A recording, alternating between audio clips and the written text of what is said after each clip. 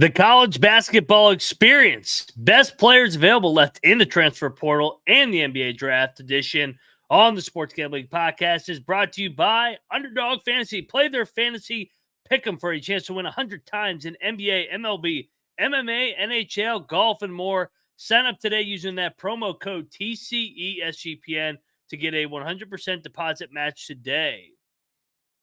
And we're also brought to you by Royal Retros. Royal Retros has jerseys, t-shirts, hats, jackets, sweatshirts, got it all. From old school sports teams that you love, use the promo code SGPN for a 10% off your order today.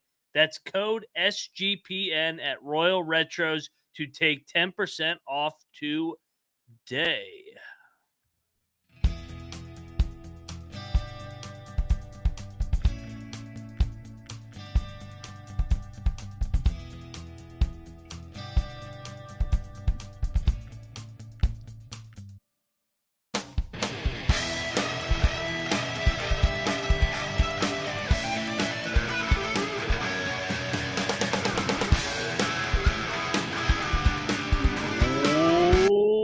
Welcome, everybody, to the College Basketball Experience, part of the Sports Gambling Podcast Network. Tuesday, May the 7th. Boy, it's been hot in the portal. Got guys going to schools left and right. A lot of movement at the top of the board. We'll talk about who's left at the top of the board, whether it's in the portal, NBA draft. But first, I am Moneyline Mac, a.k.a. the former video coordinator for Bob Huggins and Frank Martin, also known as...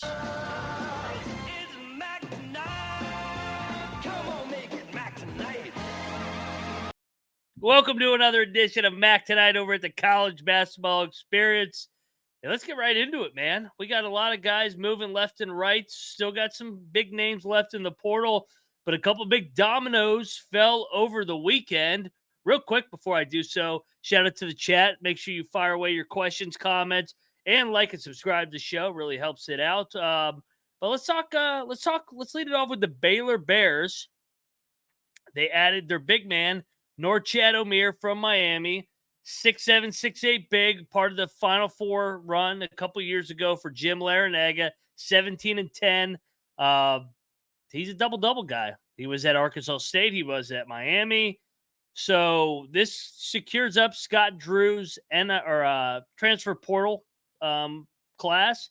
You got Omier. You got Roach, two guys that have played in the Final Four, complementing a good recruiting class at the freshman level. A couple guys that are coming back. None.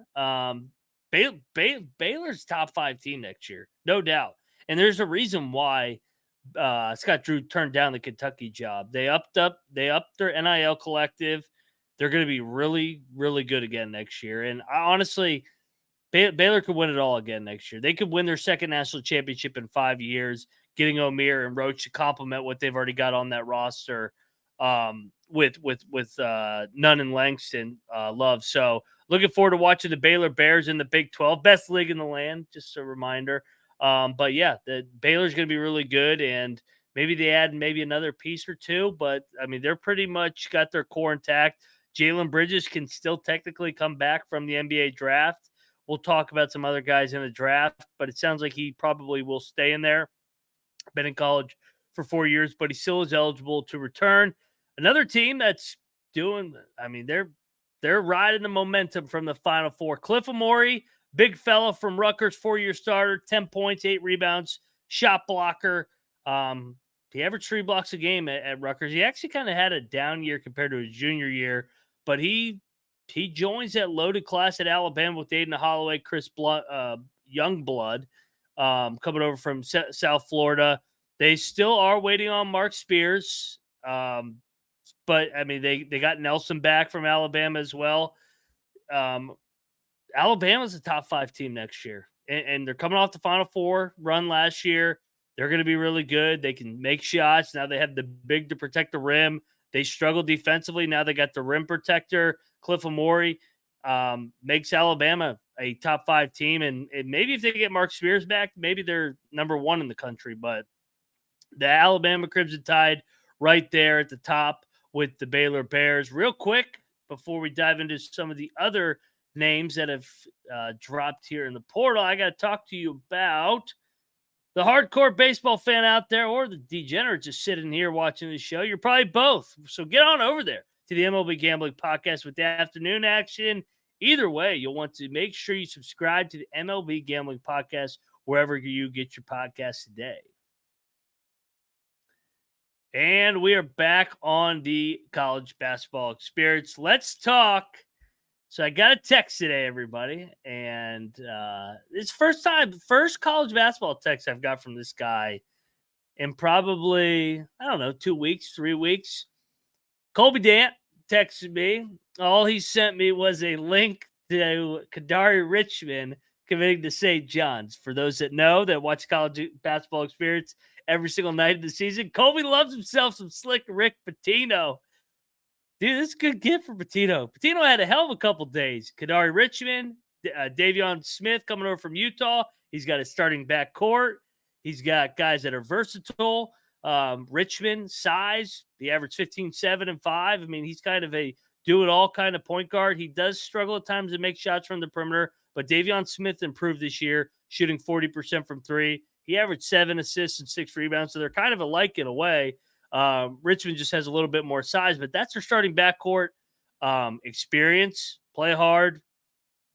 St. John's should be an NCAA tournament team next year. And honestly, it was a joke that they weren't this year. We talked about that. They won 6 out of their last 7, and their only loss was to UConn.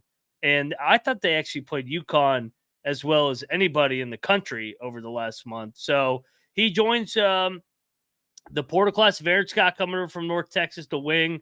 And then Vince Awuchukwu coming over from USC, 7'1" big. You know me and my pronunciation. So well done, Slick Rick Pitino. The Johnnies may be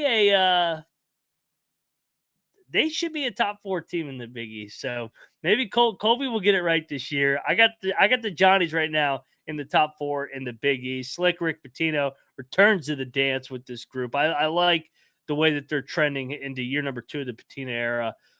Speaking of the Big East, let's go over to the Villanova Wildcats. Max Shulga coming over from VCU.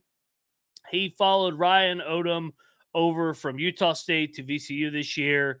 6'4", guy that's skilled, makes shots, shot over 40% from 3 again this year, 14-4.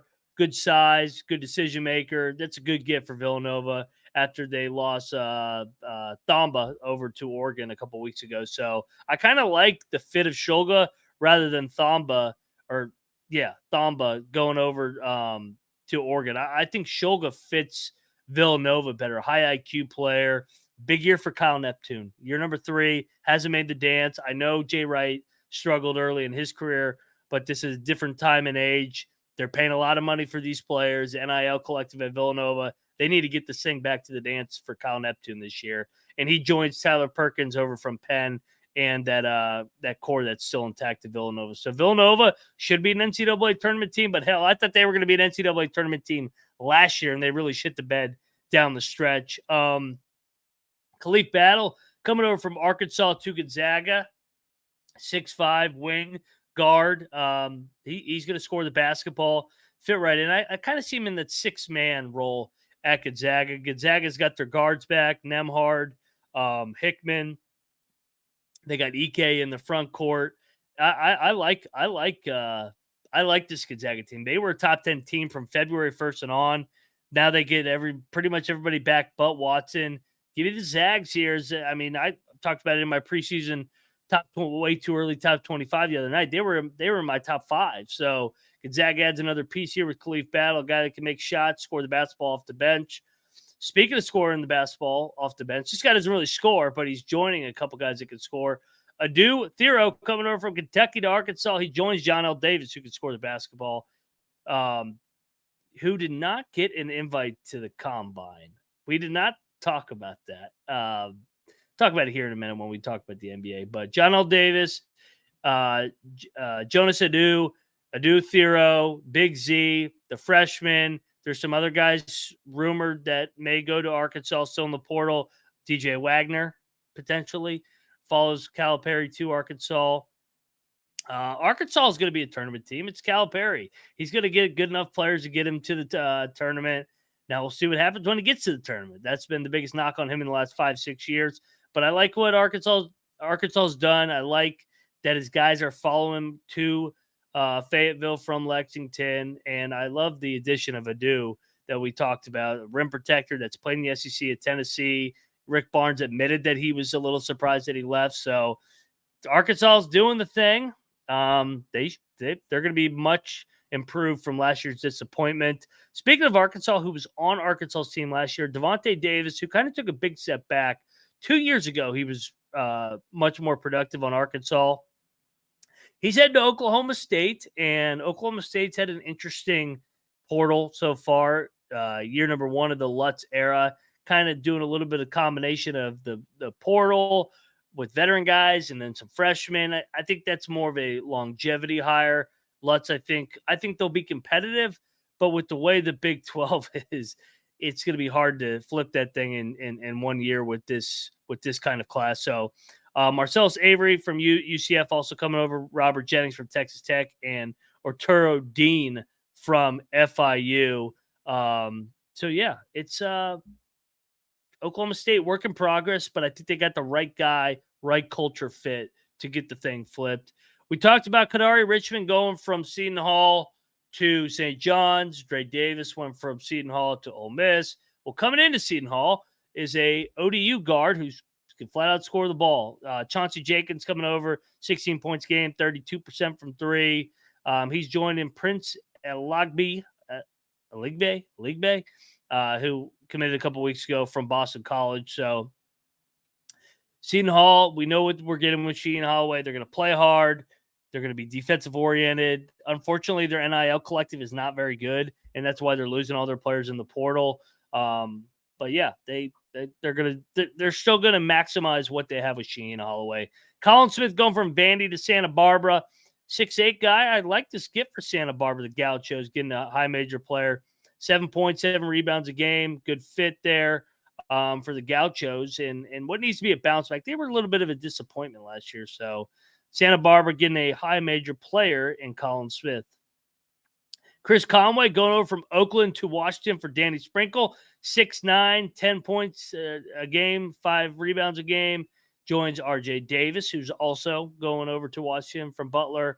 KC Wigwe from Oregon State, and Mekhi Mason from Rice. So you know me and my pronunciation. So Danny Sprinkle, still some work to be done. Maybe a name in the portal. Cough, cough. Great Osobor.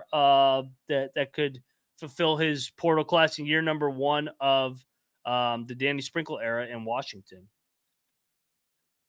Speaking of, not speaking of, a guy that usually does not do much in the portal is Tony Bennett, but he got three guys that commit to him within 72 hours over the weekend. Elijah Saunders, kind of a glue guy, 3-4 tweener. Defensive oriented, 6 points a game, 4 rebounds from San Diego State. Fits Virginia. He's going to defend, be a good role-mate, be a good role player, be a good teammate. He joins TJ Power coming over from Duke, talented freshman last year that didn't get to see much because of how good Duke was in the front court with Filipowski and Ryan Young. So they already had guys there, and Power sat behind them. He goes over to Virginia, and then Jalen Warley going over from Florida State to Virginia, 7 points, 3 rebounds. So Virginia gets it. You know, Virginia, they're going to get the right guys in there. They're going to hang around, be right on the bubble, get in the NCAA tournament when they don't deserve to, even though I think they will be improved from this last year. They were god-awful this last year. But Tony Bennett knows what he wants in his players, knows what he wants in his culture. I expect that those guys will be good fits, headlined by Elijah Saunders. RJ Melendez going from Georgia to Mississippi State. Mississippi State's another team that knows what they want in the portal. They're going to guard. They're going to out-tough you. Claudel Harris is already there from Boston College.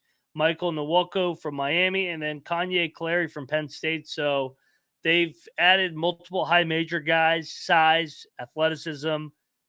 They're going to guard, they're going to play defense, and they're probably going to win 20 games. That's what Christian Sons at Hail State. So, and last name that I've seen hit the portal or commit to somebody, Rowan Brumbaugh, going from Georgetown to Tulane, a 6'4" guard.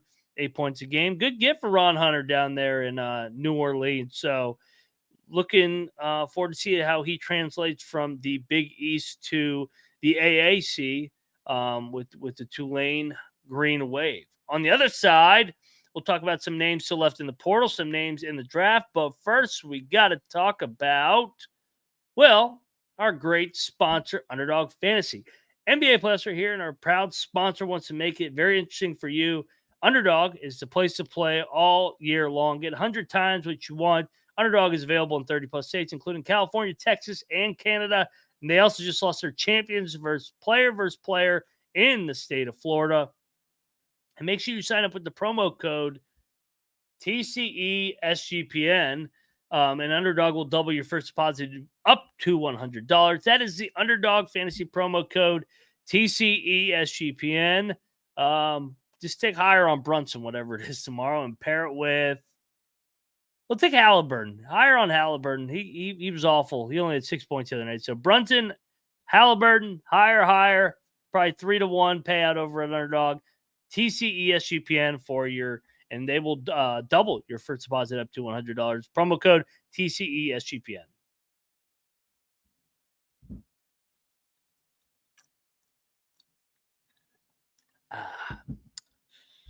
Whiskey's good tonight, guys.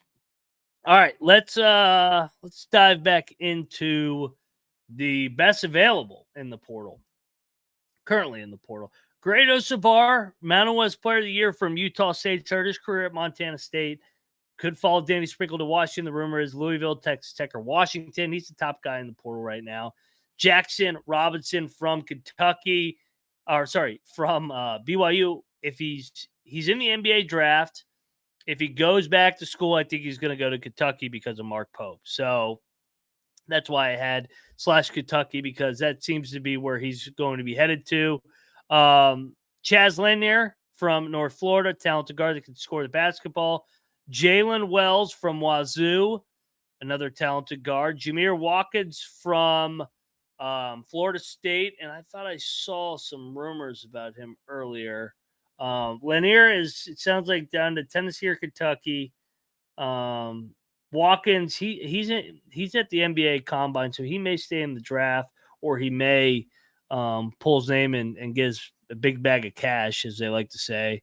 But yeah, he's up there. JD Toppin from New Mexico. Rumored Texas Tech or K-State. He wants to come to the Big 12, it looks like. Achor Achor, as I like to say, from Samford. Talented big that got them to the tournament, won 30 games this last year. Bucky Ball. Sion James from Tulane. The rumor is Duke. We'll see if that comes to fruition. Cedric Coward, Eastern Washington, that's been a part of those winning teams. Maybe he follows his Coach Riley over to Wazoo, or maybe he looks to go elsewhere on the West Coast. Dylan Mitchell still in the portal from Texas. He could go to maybe Miami. It is a strong rumor. Kind of fits Miami. He's kind of a casual guy. He'd kind of fit down there in the sunshine. Kaluma, K-State, started at Creighton. So that's a glue guy that's played in the Elite Eight. I know last year was kind of a little bit of a disappointment in year two of Jerome Tang. So Kaluma still in the portal. DJ Wagner, it sounds like he's down to Arkansas or USC. Will he go to the Must Bus, or will he go to Calipari? We shall see. And Wooga Pobler from Miami is also in the portal. He's been linked to everybody, Kentucky included. So yeah, those are the top names in the portal right now. Reminder that grad transfer still can hit there. It's that May 1 deadline was only for the underclassmen, but I mean, if they really want to enter the portal, they could still enter the portal. What the fuck's the NCAA going to do? So that's a soft deadline is what I think May 1 was. So let's look at the NBA draft, because I know the combine is in a couple weeks. I think it's during the Eastern Conference Finals and Western Conference Finals when they do that. So Mark Sears from Alabama, he's the big one. He's kind of the headline. It kind of sounds like he may be 50-50 if he returns. They are right there with Kansas, Baylor, Houston, etc. As top UConn is top teams in the country. Jalen Bridges from Baylor, talked about him. Caravan from UConn, That's a big decision for the Huskies. I kind of think he's going to come back, but he's going to go through the process. Still waiting on that official decision. John L. Davis is technically in the NBA draft process, although he didn't get an invite to the combine. So, and Bronny James did. So, real quick, I have a little bone to pick with the media. It's because can we call a spade a spade? Bronny James got an invite to the combine because he's LeBron James' son. It's all right to say that. LeBron James has put enough time in the league where, yes, he's going to get the benefit of the doubt. His family's going to get the benefit of the doubt. But to try and validate, no, he could be a defensive swing guy in the league, and he was not used right in the USC system. Get the fuck out of here! Can we just be honest? Like, you're just lying straight to your teeth if you're validating why a guy that was a limited role player coming off the bench at USC is in the NBA draft combine. It's okay to say he got a invite because he's LeBron James's fucking son. In this country, we I don't know why we have to sugarcoat everything. It's all right to tell the truth that he got an invite because he's LeBron James's son. At least if you say that, I will respect you that you're being honest and I know what it is. Because we all know what it is. He's LeBron James's son. So that's the only bone I have to pick this week over at Mac Tonight over at the College Experience. Caleb Love, Arizona. I think he's probably going to come back, but it sounds like it could be 50-50. The Florida guards are still in the NBA combine process as well. Walter Clayton and Will Richard. It would be nice if Todd Golden could get both back. If they do, they could be potentially a top 10 team. Aziz Bandagu from Cincinnati, big kid, shot blocker. Be nice if they could get him back. Chase Hunter from Clemson is also a talented guard that's in the portal. He came up big in that Elite Eight run for Brad Brownell. David Jones from Memphis, lefty, started at St. John's. He can score the basketball. I actually think he could be a decent NBA player. Hunter Sal's from Wake. We'll see what he ends up doing.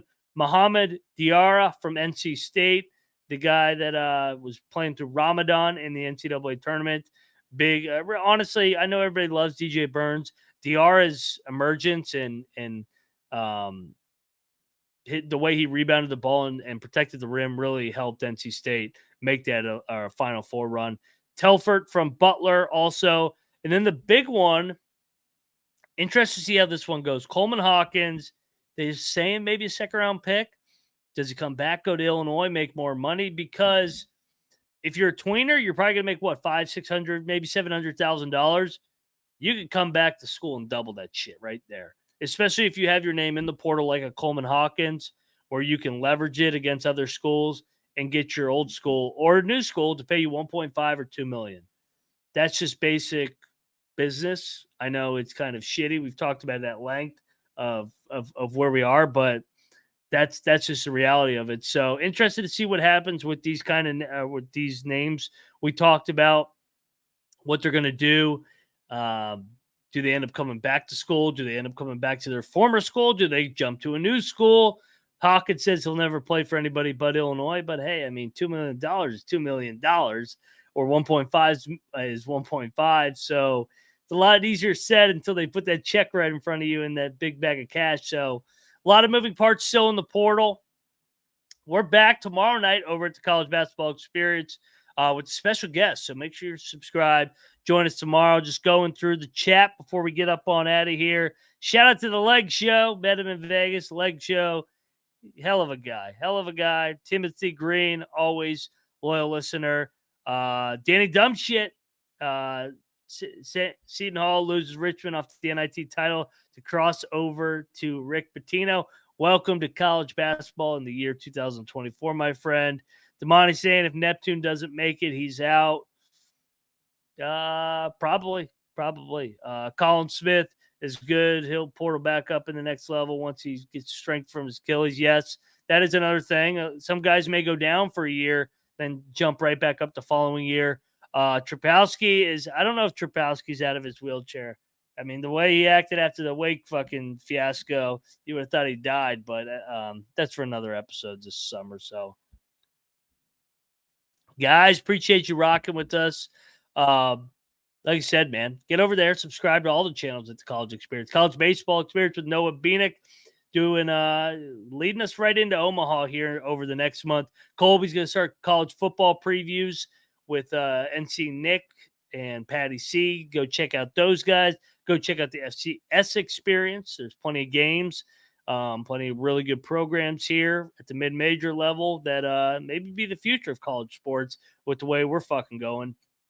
Make sure you go check out the Big 12 Experience. Me and Troy dropped a way too early spring preseason Big 12 episode today. Go check out the Sports Gambling Podcast with Ryan and Sean, the mothership over there. And yeah, guys, go check out the MLB, NBA, all the good stuff over here at SGPN.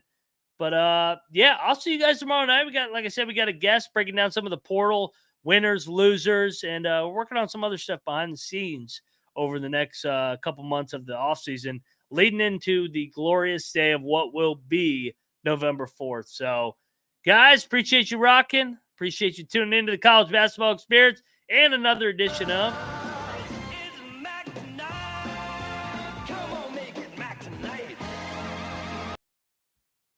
I Am Moneyline Mac. This is the College Experience. You better start thinking about yours. And we are out of here.